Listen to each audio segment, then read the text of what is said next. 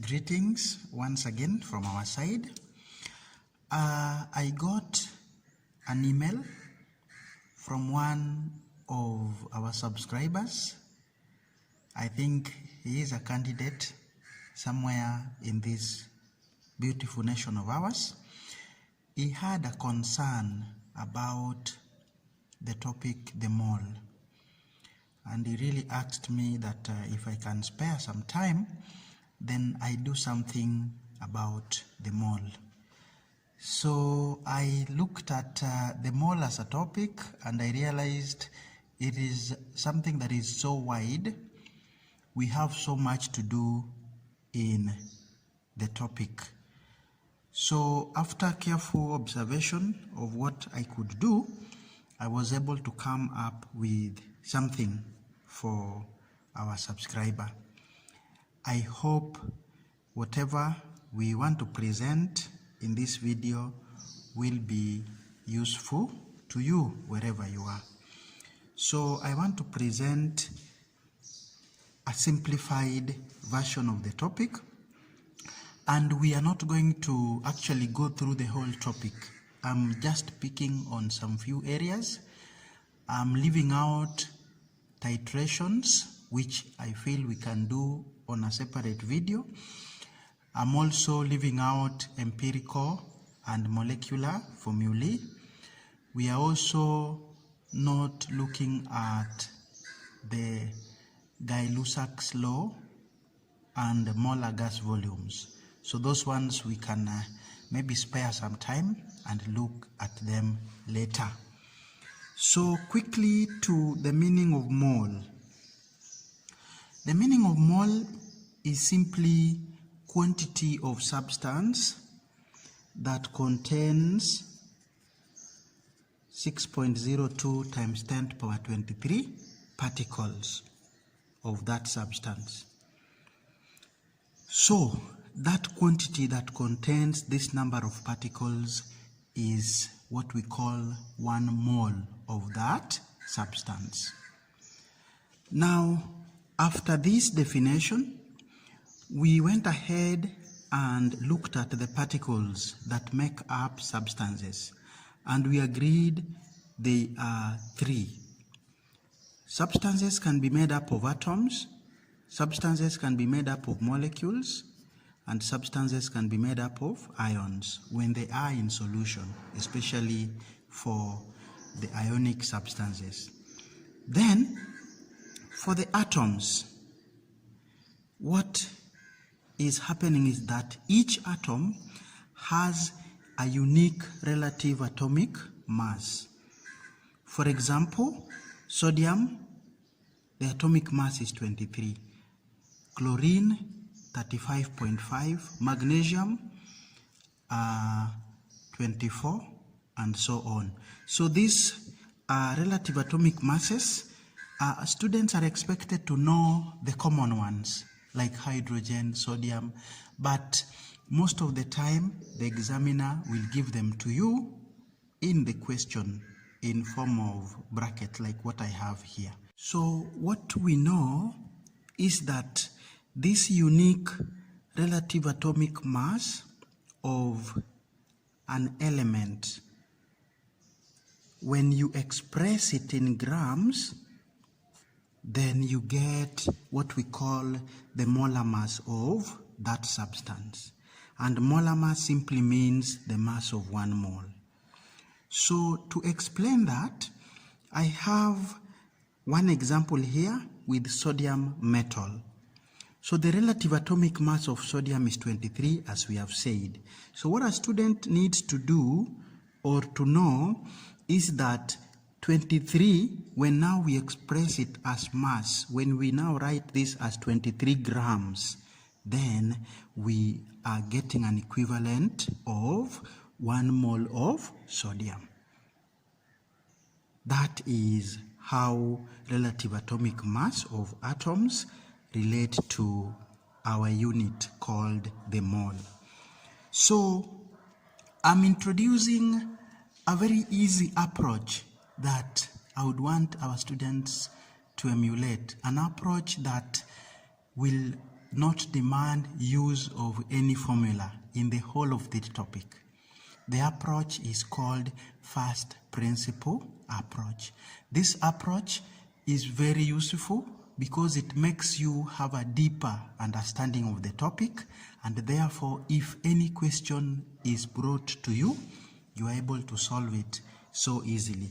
For example, suppose we are asked, calculate the number of moles in 4 grams of sodium metal. What should I do? So the first thing you need to do is, we will give you the relative atomic mass, which in this case, we have said if you express in grams, then you get the mass of 1 mole. So to answer this question, we would argue out this way. If 23 grams, which is the molar mass of sodium, is able to give us 1 mole, what about 4 grams? Then, using simple cross multiplication procedure, we are able to get 4 multiplied by 1 divided by 23. This is easier, according to me. I feel it's easier than if we were to master the formula of mass over molar mass.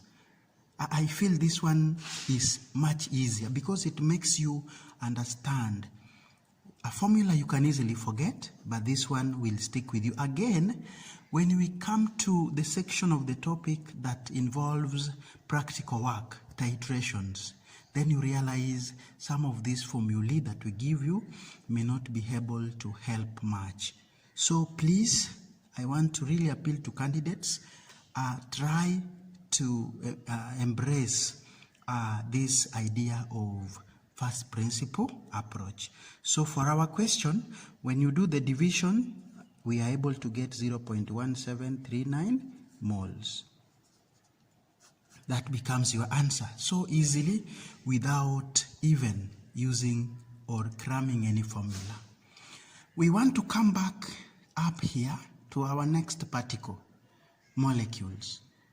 So molecules are now made up of atoms which are combined together. So they have what we call relative molecular masses. But if your substance is ionic, then we have what we call relative formula mass. So how do you get relative molecular mass of compounds? If, for example, I have water, which is made up of hydrogen atom, 2 of them, and oxygen atom, then I'll give you the relative atomic mass of hydrogen as 1 and relative atomic mass of oxygen as 16. To get the relative molecular mass of water, I will be able to add the individual relative atomic masses of the elements that are present in my compound. So for my case, it is twice the relative atomic mass of hydrogen, then I add 2 relative atomic mass of oxygen. This gives me 2 plus 16, which is 18. So this 18 now becomes the relative molecular mass of what? Water. Again, the same way we treated atoms. If you do this as mass by adding gram, by expressing it in grams, then we are able to get the mass of our substance water, which is equivalent to 1 mole of water. So that is what we are saying in the next statement, that for compounds, the relative molecular mass, if they are molecular, or the relative formula mass, if they are ionic, expressed in grams, gives the molar mass. The relative molecular mass is used when the compound is covalent, while the relative formula mass is for ionic compounds. These are obtained from summation, addition of relative atomic masses of atoms present in the compound. So again, we have a few examples here to illustrate what we are saying.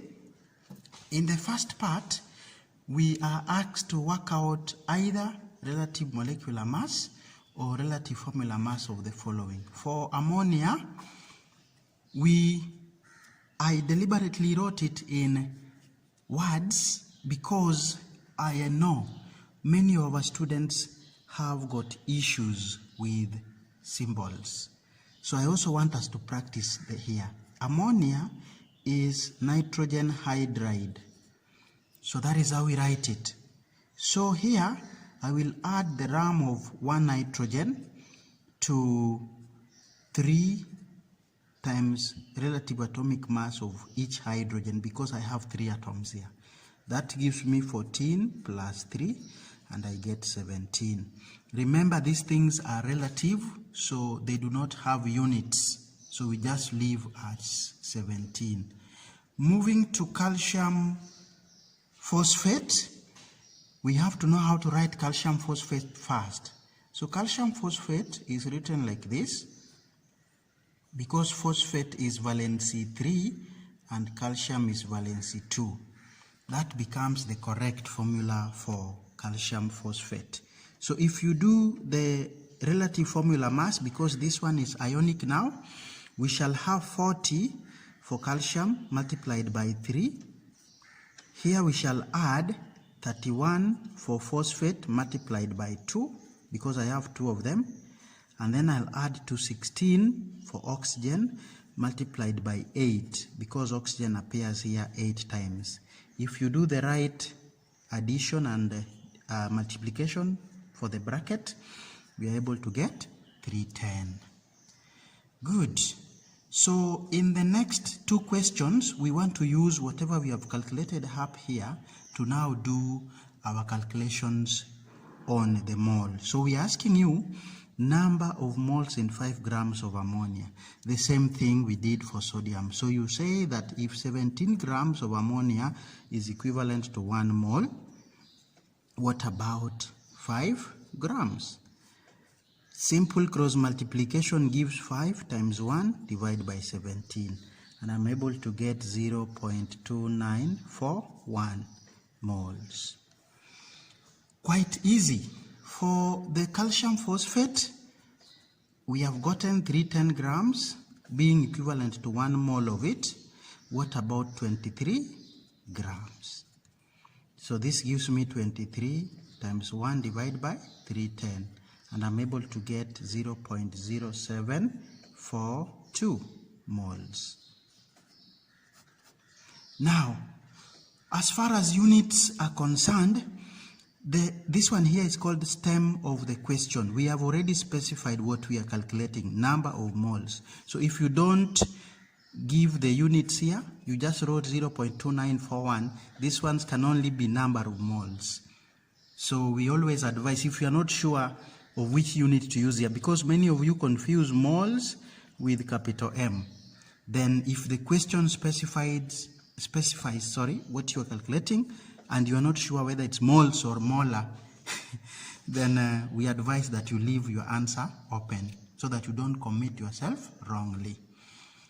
Okay, let us proceed on to the other questions and see what is there for us.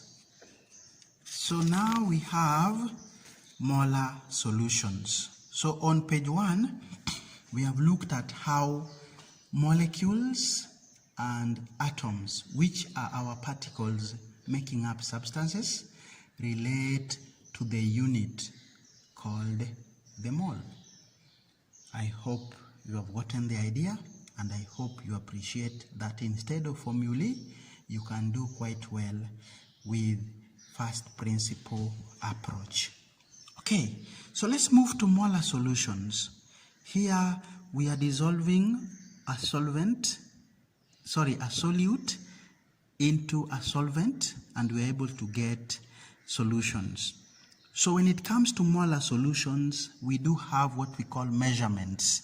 How much solvent am I using and how much solute am I using? Molar solutions mean that these are solutions obtained by dissolving 1 mole, a mass equivalent to molar mass of a substance, and then the solute and solvent should add up to 1 liter of solution. So the difference is somebody may confuse this, that I take a liter of solvent, then I put in my solute in 1 liter of solvent. That is wrong. We dissolve the solute in the solvent and then make up the mixture to 1 liter of solution. I think that now makes it clearer. So I have an example here. Suppose I want to prepare sodium chloride solution, 1 molar solution of it. The first thing I do is to calculate the molar mass of 1 mole. And we know sodium chloride has that formula. So molar mass is 23 for sodium added to 35.5 for chlorine. That gives me 58.5. So I'll measure exactly this mass for my salt. Then I dissolve it in little water in a beaker. I dissolve this mass of my salt in little water in a beaker. Then I transfer the contents of this beaker to a volumetric flask. I will rinse the beaker several times.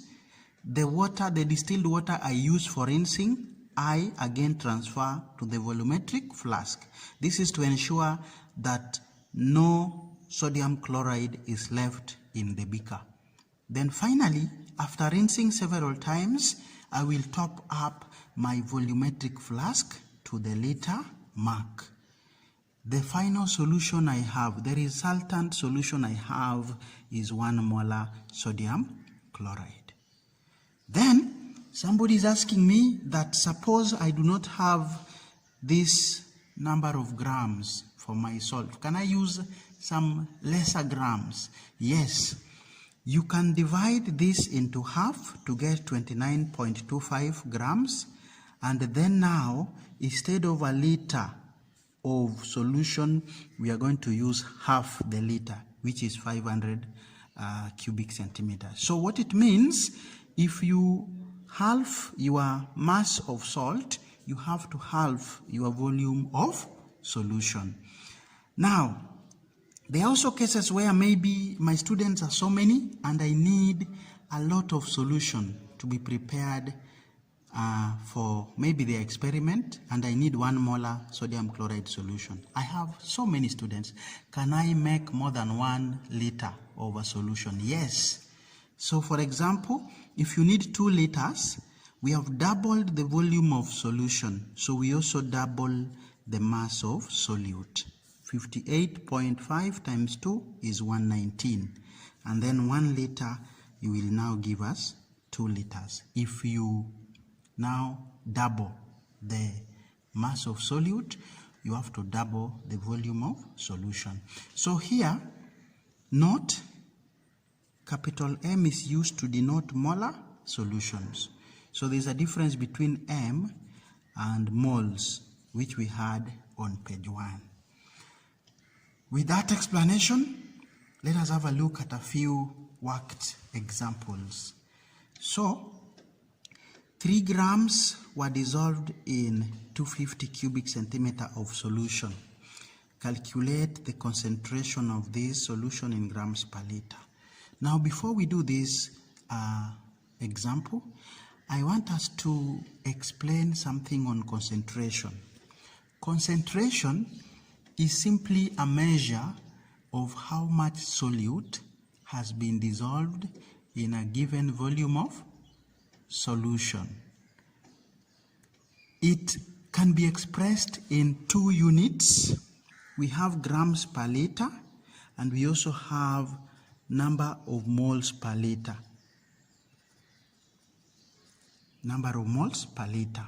So, when you express your concentration of a solution in number of moles per liter, you are finding what we call molarity of the solution. So molarity is a unit of what? Concentration. Just like grams per liter is also a unit of concentration. I'll take you back to my sodium chloride solution we have made up here to explain on the units of concentration. So here, if you are asked to express the concentration of your solution in grams per liter, just ask yourself, how much grams did we dissolve in 1 liter of solution? The answer is 58.5 grams. So the concentration is 58.5 grams per liter. But then if you are asked to express the same concentration in number of moles per liter, you ask yourself, in 58.5 grams, how many moles do I have? 1 mole. So, concentration in grams per liter, 58.5 grams per liter. Concentration in number of moles per liter, 1 molar. A little confusing, but easy to understand. So with that now, let us try to answer our question. So we dissolved 3 grams in 250 grams per liter, quite easy. So here, our 250 cubic centimeter was able to accommodate 3 grams. A liter, which is 1000 cubic centimeter, would accommodate how many grams? That is how to approach your question.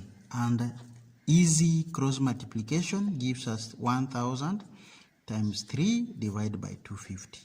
And I get 12 grams per liter. Very easy. Moving on, molarity. Molarity. So for molarity, we are going back to the molar mass for our sodium chloride.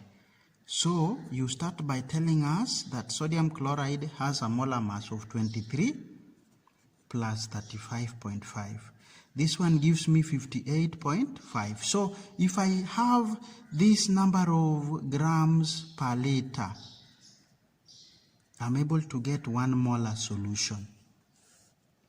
Yes? Then, instead of 58.5, I only had 12 grams. 12 grams per liter. So this one will give me how many moles? That is how to answer the question on molarity. So in short, if you're asked molarity, it may be easier if you can be able to get the concentration in grams per liter first.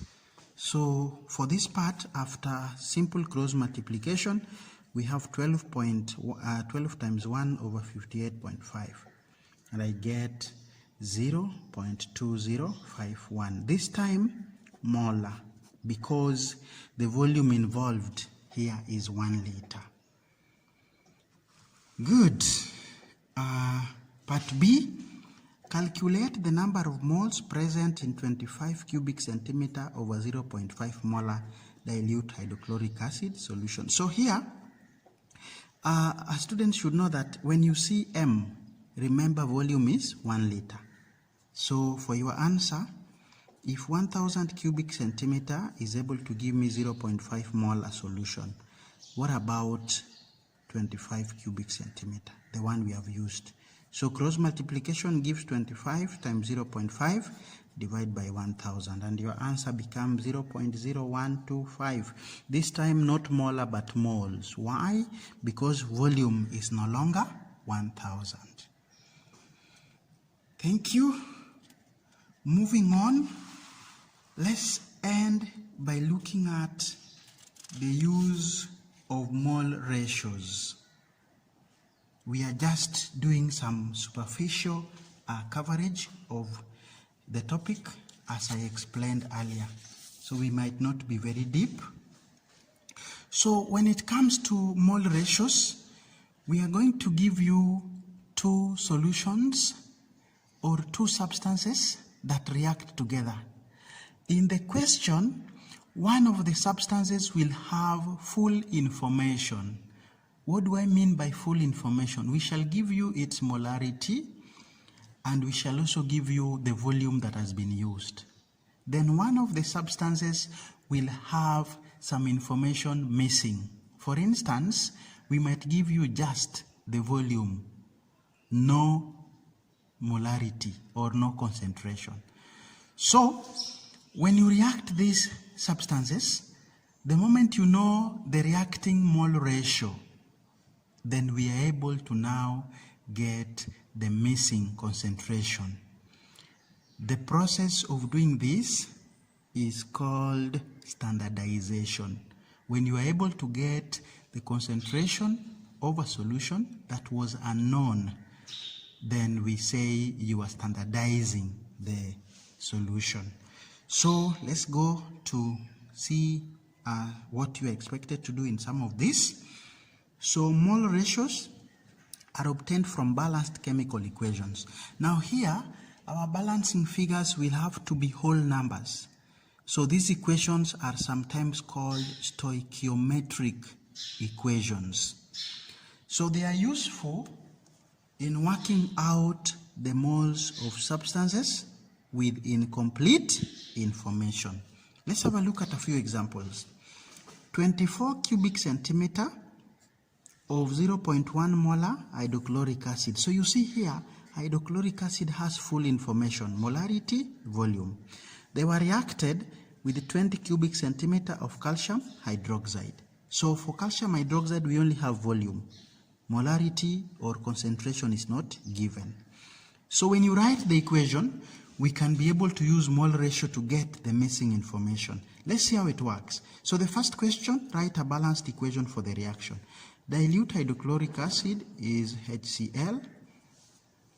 Calcium hydroxide, I believe we are good at writing the correct chemical formulae. That's how we do it. We are able to get a salt of calcium chloride, and we are able to get water because this is acid, this is an alkali. Good. So to balance, I may need a 2 on my HCl and a 2 on my water.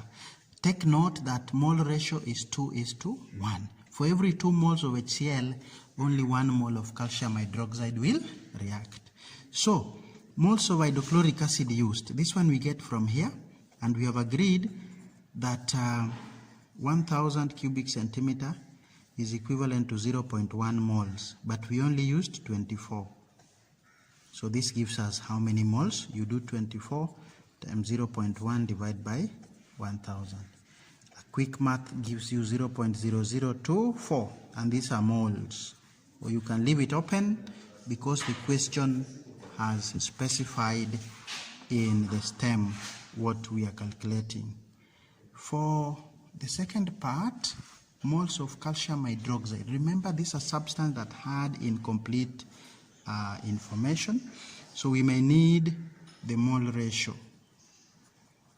So the mole ratio between HCl and calcium hydroxide from our equation is 2:1. So the answer we have here, we are supposed to be dividing by 2 to get the answer here. But I am sure there are students here who don't know why we are dividing. Why aren't we multiplying? So let me give you a reason why we are dividing. HCl is 2. You will now ask yourself if the ratio 2 represents this number of moles. What about 1 for calcium hydroxide? So you can see the division comes by itself. It is 1 times 0.0024 divided by 2. So those of us who don't know why we are dividing by 2, please get it from here. We are using the mole ratios. And the answer we have here would be 0.0012 moles. Good. Molarity.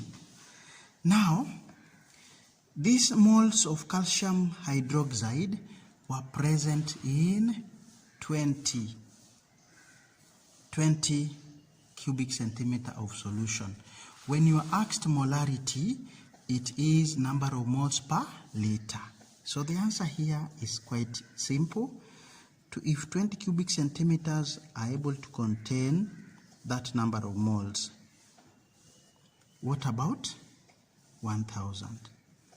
So this will give you how many moles? So we have 1000. If you do cross multiplication, times 0.012 divided by 20, and you get 0.06. And because here the volume is a liter, we are using molar to be our unit.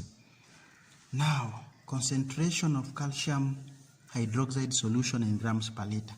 We shall be forced to start by looking at the molar mass. So this is 40 for calcium, plus oxygens are 2 and hydrogens are also 2. If you do the math, we are able to get 74. So 1 molar solution would have been made by dissolving 74 grams per what? per liter. What about the number of moles per liter that we have here? How many grams did we dissolve? So you do a quick cross multiplication. It is 0.06 times 74 divided by 1. And my answer is 4.44 grams per liter. Seems easy if we are following the first principle approach, which again I want to really ask our learners to embrace. So to end our video, I want to leave our students with some homework here. So please, we are going to give you just the answers. Then I want you to write this question somewhere and do it as your practice. I'll give just the answers to these questions as we stop, and we meet next time for more. So 5 grams of impure calcium carbonate were reacted with 25 cubic centimeter of 0.3 molar dilute nitric acid. Write the balanced equation. I hope you will do that. Moles of nitric acid, I want you to get 0.075 moles. Try if you can get that. For moles of calcium carbonate, can we get 0.00375 moles? Good. Mass of calcium carbonate that reacted, I want you to try and get 0.375 grams. And finally, percentage purity, I want you to try and get 5%. If there is any issue, feel free to tell us in the comment section. Thank you once again for your time. I wish you all the best.